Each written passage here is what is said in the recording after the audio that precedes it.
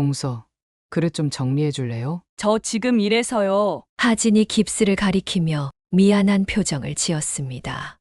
여보, 당신이 좀 도와줘. 동서 팔 괜찮아요? 아까부터 보니까 꽤 자유롭게 움직이는 것 같은데. 아, 네. 약효가 좋아서 그런가 봐요. 사실 말이죠. 요즘 같은 시대에 명절마다 이렇게 모여서 며느리들만 고생하는 집안이 어디 있어요?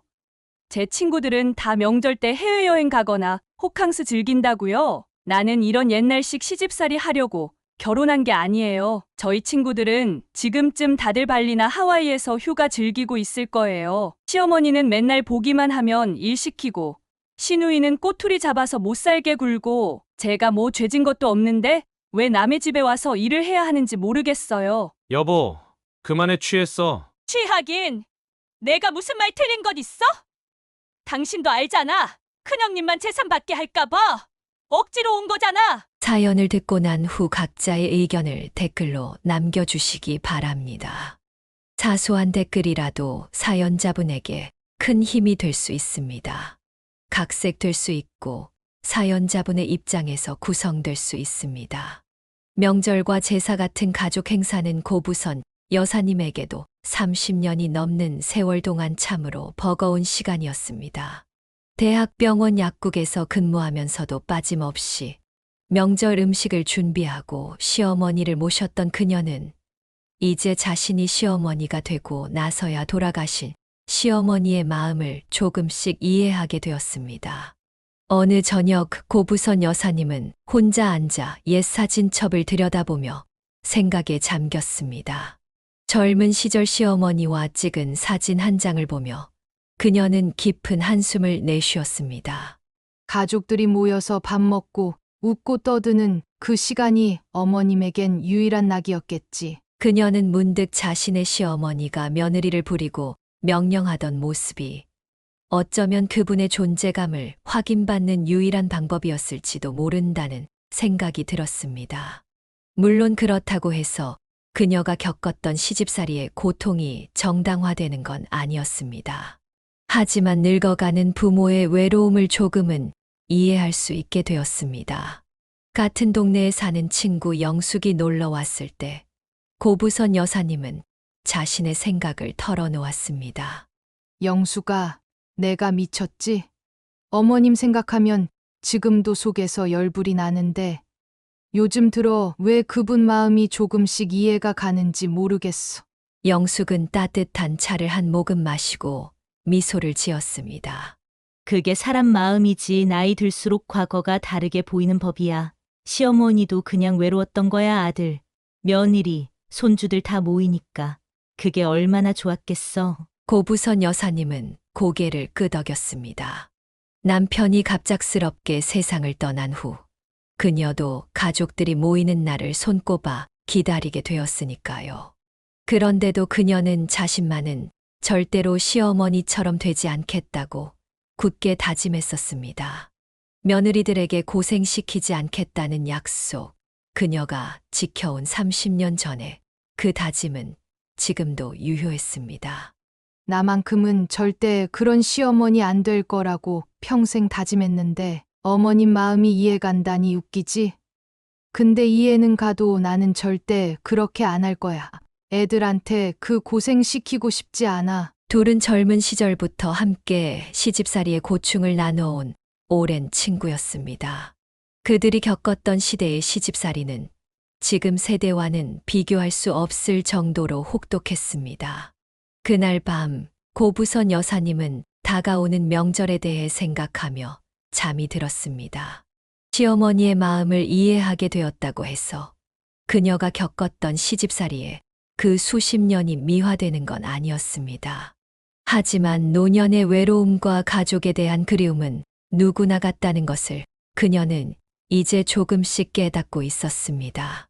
시어머니가 돌아가실 때까지 정성껏 모시면서도 수많은 고난을 겪었던 고부선 여사님은 자신의 아들들이 결혼하면 꼭 다른 종류의 시어머니가 되리라 마음속으로 굳게 맹세했습니다. 그녀는 잠들기 전 매일 같은 다짐을 반복했습니다. 내가 며느리가 된다면 어떤 기분일까? 내 마음이 상처받았던 그 순간들을 절대 만들지 말자. 시어머니가 세상을 떠난 후 고부선 여사님은 부동산과 예금 등 모든 재산 문제를 깨끗이 처리했습니다. 또한 전통적인 제사와 차례도 과감히 생략하고 단지 가족들이 모여 한 끼 식사하고 담소를 나누는 정도로 명절 풍경을 간소화했습니다. 중식당 셰프로 일하던 남편 김기철 씨도 이런 변화를 적극 지지했습니다. 어느 추석날 기철 씨는 집에 모인 아들들에게 이야기했습니다. 우리 집은 앞으로 제사 같은 거 없어. 명절에 모여서 밥 한 끼 먹고 이야기 나누고 그게 끝이야. 어머니가 고생했던 것처럼 너희 각자 집에서 밤새 음식 준비하고 그럴 필요 없어. 큰아들 기태가 물었습니다. 그럼 아예 안 모이는 건 어때요? 다들 바쁘잖아요. 그러자 남편의 눈빛이 날카로워졌습니다. 그건 안 돼. 가족이 1년에 몇 번이라도 얼굴 봐야지. 연락도 안 하고 만나지도 않는다면 그건 가족이 아니라 남이야. 고부선 여사님은 남편의 강한 어조에 놀랐지만 그의 말에 일리가 있다고 생각했습니다. 가족은 서로의 존재를 확인하는 것에서 시작하니까요. 아버지 말씀이 맞아. 우리가 바빠서 힘들어서 핑계대고 안 보면 언젠가는 서로 어색해질 거야. 남편은 더 구체적인 제안을 했습니다. 앞으로 명절마다 꼭 모이자. 내가 특별히 말해두는데 가족 행사에 성실하게 참여하는 사람한테만 나중에 재산 물려줄 거니까 명심해. 그 말을 듣자 아들들의 눈빛이 달라졌습니다. 물론 부모님께 효도하고 싶은 마음도 있었지만 솔직히 재산 상속이라는 현실적인 문제도 무시할 수 없었습니다. 남편이 세상을 떠난 후에도 고부선 여사님은 그의 뜻을 이어갔습니다. 그녀는 명절마다 아들 가족들이 모이는 자리를 마련했고 최대한 편안한 분위기를 만들려고 노력했습니다. 큰 며느리와 작은 며느리가 고생하지 않도록 음식 대부분을 미리 준비해 두었습니다. 어느 날 친구 영숙이 물었습니다.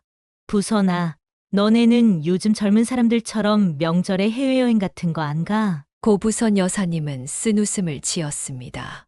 가고는 싶지. 하지만 우리 남편이 살아있을 때 한 약속이 있어서 아이들이 얼굴 보러 와야 한다고 했거든. 제사는 안 지내도 가족끼리 만남은 꼭 가져야 한다고. 영숙이 고개를 끄덕였습니다.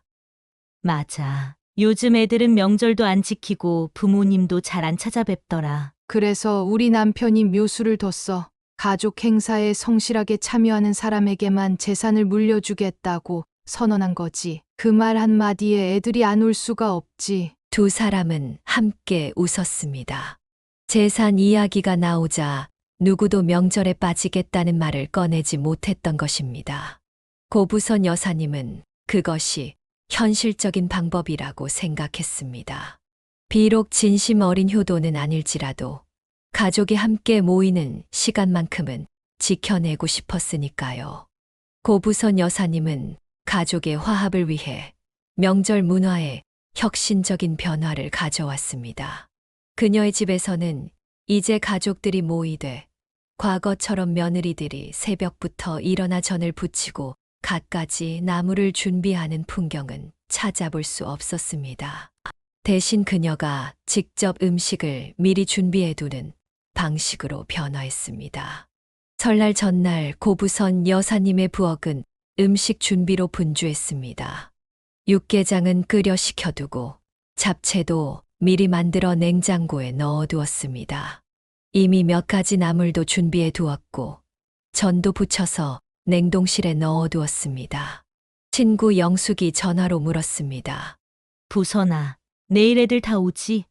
준비는 다 됐어? 응. 거의 다 했어.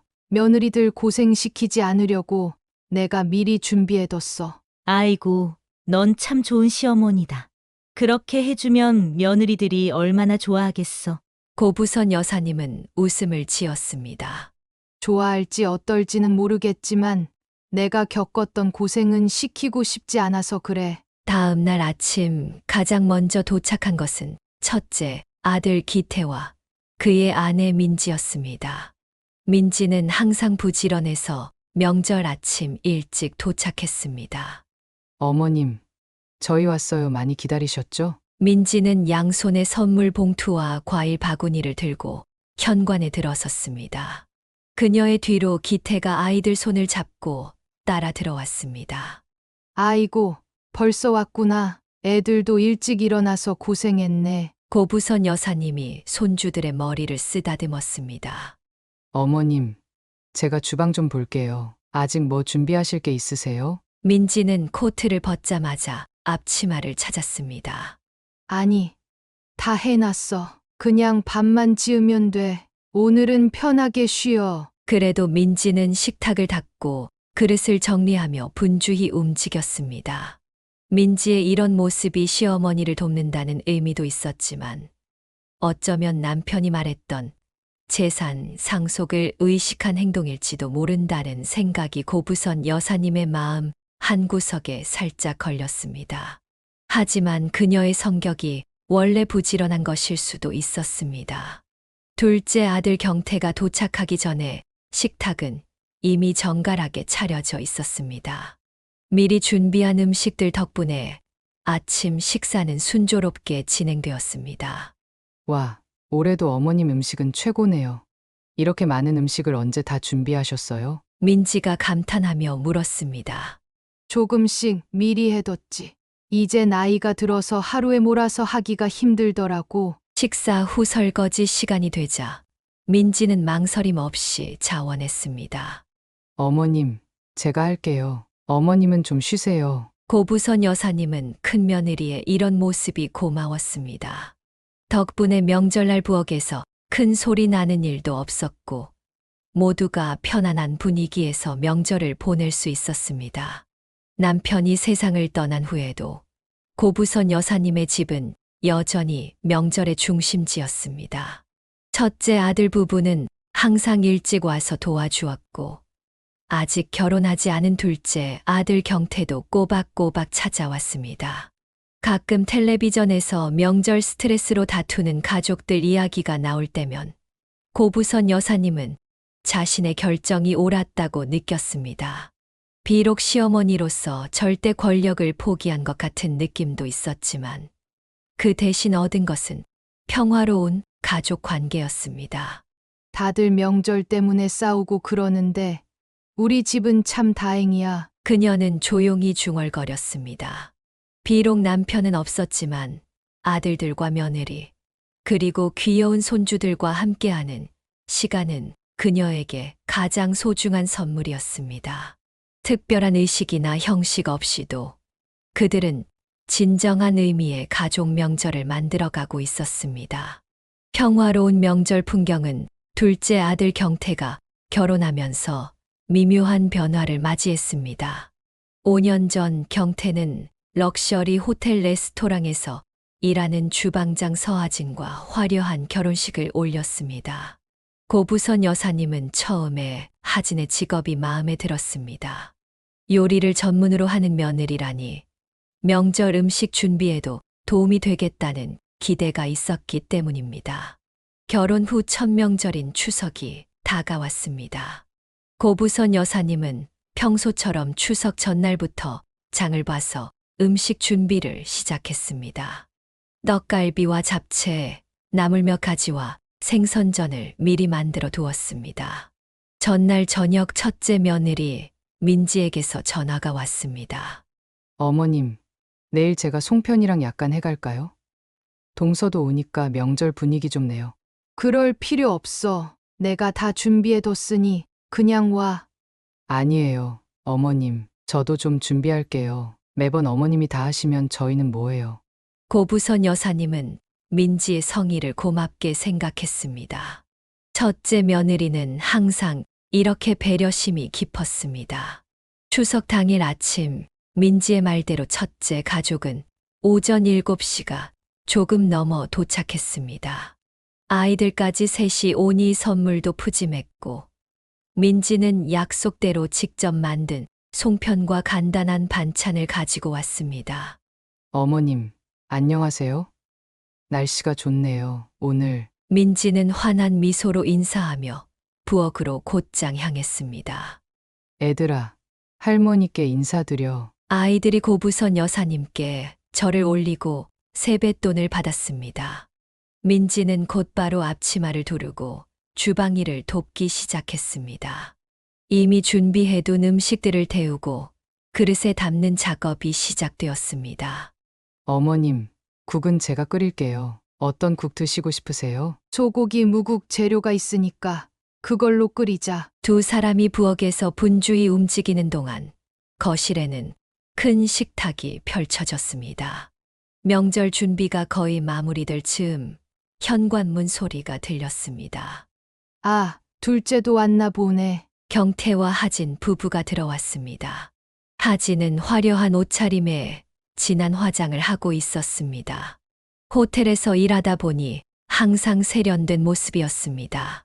어머님, 오랜만이에요. 잘 지내셨어요? 하진이 가볍게 인사를 건넸습니다.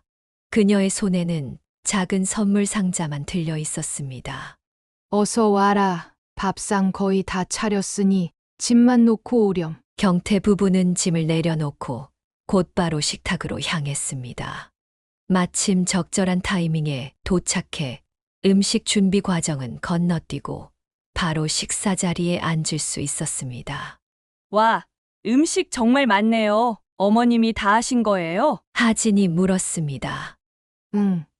어제부터 준비했지. 어머, 직접 만든 송편이에요? 대단하시네요. 언제 그 시간에? 하진의 말투에는 약간의 비아냥거림이 느껴졌습니다. 고부선 여사님은 긴장된 공기를 풀기 위해 서둘러 말했습니다.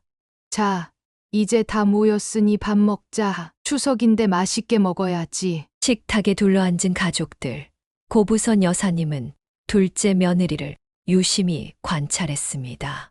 첫째 며느리와는 확연히 다른 성격과 태도가 느껴졌습니다.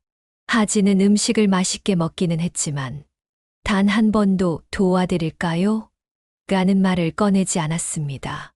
고부선 여사님은 이제 막 시작된 새로운 가족 역학에 약간의 불안감을 느꼈습니다. 앞으로 어떻게 될까? 그녀는 속으로 생각했습니다. 두 며느리의 성격 차이가 앞으로의 명절에 어떤 영향을 미칠지 고부선 여사님은 조금 걱정이 되었습니다. 식사 시간, 하진은 모두가 놀랄 정도로 열정적으로 음식을 즐겼습니다. 호텔 주방장이라는 직업 때문인지 요리 맛에 대한 감상도 자세히 표현했습니다. 그녀는 한 접시를 비우고 또 한 접시를 가득 채우며 음식을 맛있게 먹었습니다. 어머니, 이 잡채 정말 맛있네요. 호텔에서도 이런 맛은 내기 어려워요. 하진이 감탄하자 고부선 여사님은 기분이 좋아졌습니다. 그래. 내가 옛날부터 해오던 방식인데 좋아해 주니 고맙구나. 호텔에서는 이렇게 정성 들여 하나하나 양념하는 건 시간이 없거든요. 역시 어머님 손맛이 최고예요. 식사 분위기는 처음에 굉장히 화목했습니다. 모두가 담소를 나누며 즐겁게 식사를 마쳤습니다. 그러나 식사가 끝나고 디저트로 과일을 먹을 시간이 되자 첫 번째 갈등이 수면 위로 떠올랐습니다. 민지가 주방에서 과일 접시를 가져와 테이블에 올려놓았습니다. 동서, 배 좀 깎아줄래? 내가 사과 깎을게. 민지는 일손을 나누는 것이 당연하다는 듯 배와 과도를 하진 앞으로 밀었습니다. 그러자 하진의 표정이 미묘하게 변했습니다. 아, 저는 과일 깎는 거 잘 못하는데요. 손 베이기 쉬워서. 하진은 어색한 미소를 지으며 과일 접시를 자신에게서 멀리 밀었습니다. 괜찮아. 한번 해봐. 못 깎을 것 같은 건 없잖아. 민지가 다시 권유했지만 하진은 단호하게 고개를 저었습니다. 정말 잘 못해요. 저는 요리는 할 줄 알아도 과일 깎는 건 서툴러서요. 그 말에 민지는 의아한 표정을 지었습니다. 주방장이라는 사람이 과일 하나 깎지 못한다는 것이 이해되지 않았기 때문입니다. 하지만 더 이상 강요하지 않고 직접 사과와 배를 모두 깎았습니다. 과일을 먹은 후 식탁을 치울 시간이 되었습니다. 민지는 자연스럽게 접시를 모으기 시작했고 고부선 여사님도 일어나 주방으로 향했습니다. 경태도 큰 그릇 몇 개를 들고 주방으로 향했습니다. 그러나 하진은 그대로 소파에 앉아 휴대폰을 만지작거리고 있었습니다. 동서, 그릇들 좀 싱크대로 가져다 줄래? 민지가 다시 한 번 시도했습니다. 아, 저기 죄송한데 저 지금 친정에 가봐야 할 것 같아요. 갑작스러운 하진의 발언에 주방에서 일하던 모든 사람들이 멈춰 서서 그녀를 쳐다보았습니다. 지금 가려고? 이제 설거지 좀 하고 차라도 마시려고 했는데 고부선 여사님이 놀란 표정으로 물었습니다. 네, 어머니, 친정어머니께서 좀 편찮으셔서 빨리 가보는 게 좋을 것 같아요. 경태도 당황한 표정이었습니다. 아내가 이런 계획을 미리 얘기하지 않았기 때문입니다. 그럼 같이 가야겠네. 내가 짐 챙길게. 당신은 여기 좀 더 있다가 와도 돼요. 내가 먼저 가볼게요. 하진의 말에 민지의 표정이 더욱 놀라움으로 가득 찼습니다. 고부선 여사님도 이런 상황을 처음 겪어 당황스러웠습니다. 아, 그럼 갔다 올게요. 그런데 어머니, 혹시 오늘 만든 잡채랑 갈비찜 좀 싸주실 수 있을까요? 친정 부모님도 드시면 좋아하실 것 같아서요. 이 말에 민지는 입에서 짧은 한숨 소리가 새어나왔습니다. 그녀도 매번 음식을 싸갔지만 최소한 준비도 하고 정리도 도운 후의 일이었습니다. 하지만 하진은 아무 일도 하지 않고 음식만 싸가려 했습니다. 그래, 싸갈 음식은 내가 준비해 줄게. 다들 수고했으니 가져가. 고부선 여사님은 불편한 마음을 애써 누르며 말했습니다. 가족 간의 첫 명절에 불화를 만들고 싶지 않았기 때문입니다. 하진은 짐을 챙기러 가면서 경태에게 작은 소리로 말했습니다.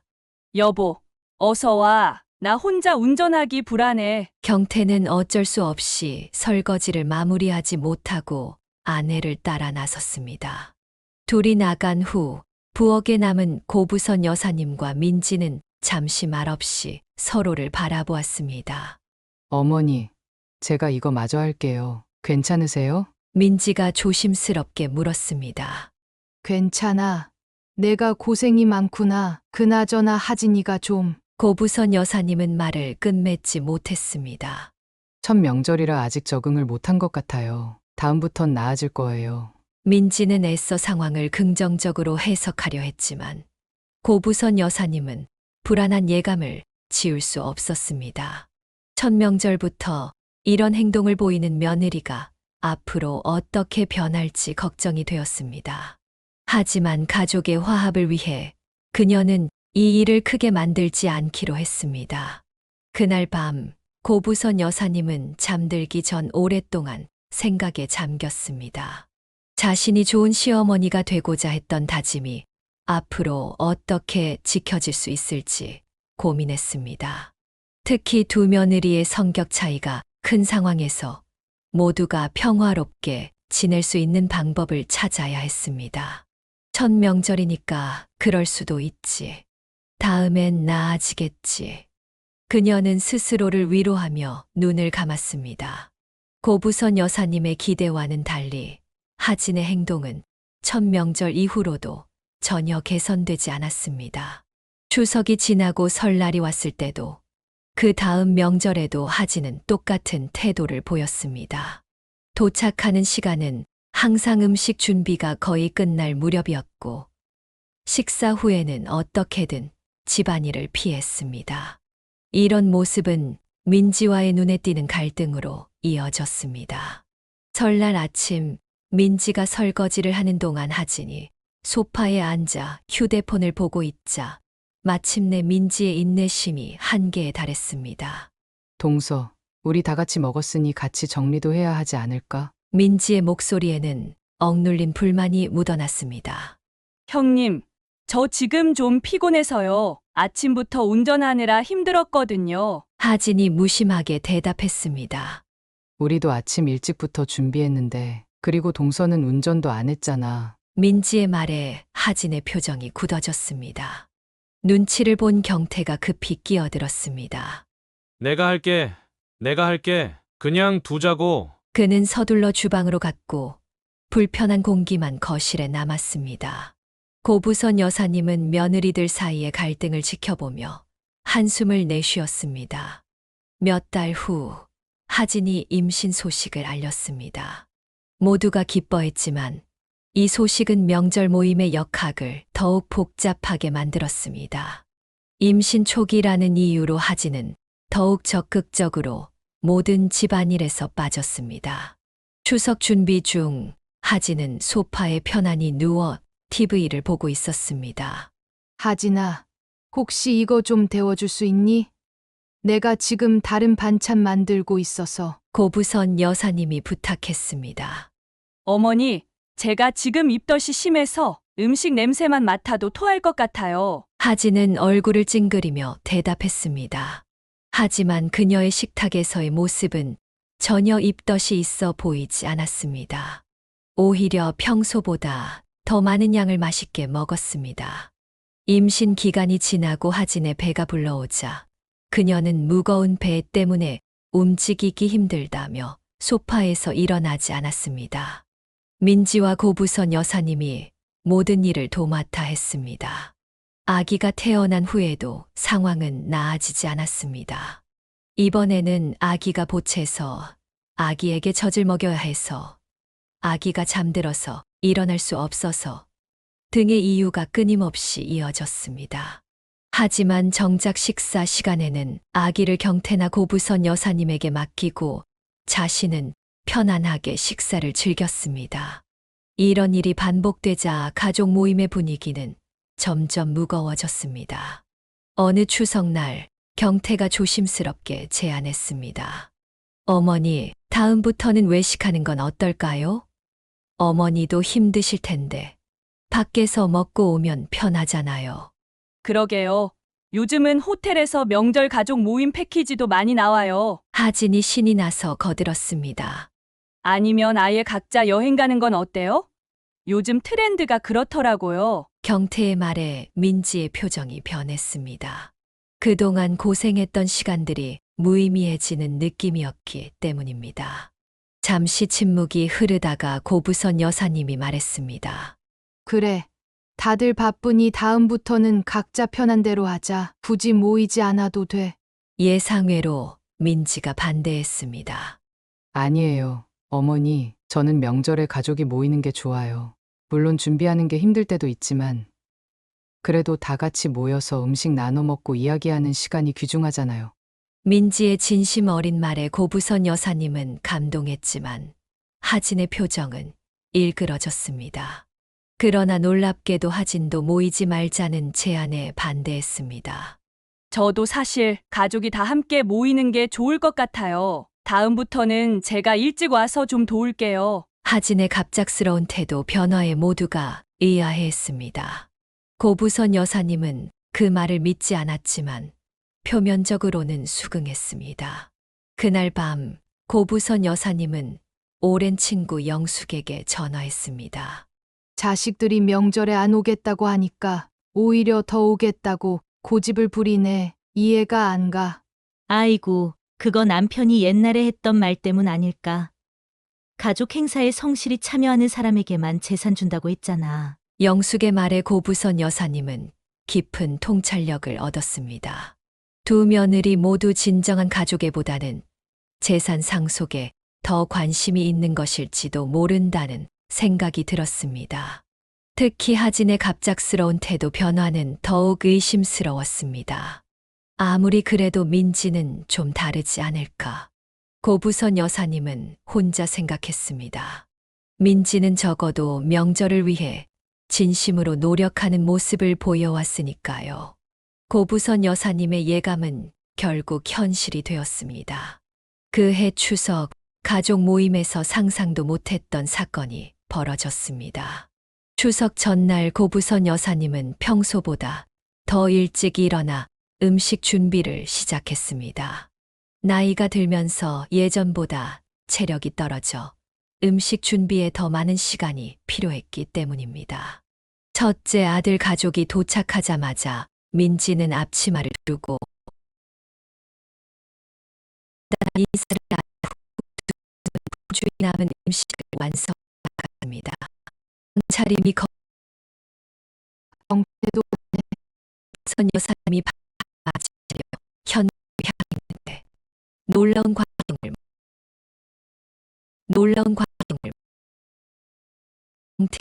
하진이 깁스를 하고 들어오는 모습이었습니다. 나 팔이 구선 여사님이 나섰습니다. 집에서 미끄러져서 넘었어요. 골절가 나고 그랬대요. 하진이 아픈 표정을 대답했습니다. 제가 뒤에서 짐을 들고 따라오며 설명했습니다. 화장실 바닥이 미끄러져서 넘어졌어요. 병원에서 3주 정도 깁스하라고 했어요. 많이 아프겠구나. 그래도 왼손이라 다행이다. 여사님이 걱정스러운 표정으로 말했습니다. 누가 식탁에 앉았습니다. 하진은 팔을 조심스럽게 들며 해왔습니다. 그래도 씹먹는 데는 없어 보였습니다. 오른손으로 능숙하게 젓가락을 다루고 찜, 채를 마시고 용서. 않아요. 불편할 텐데. 민지가 걱정스럽게 괜찮아. 진통제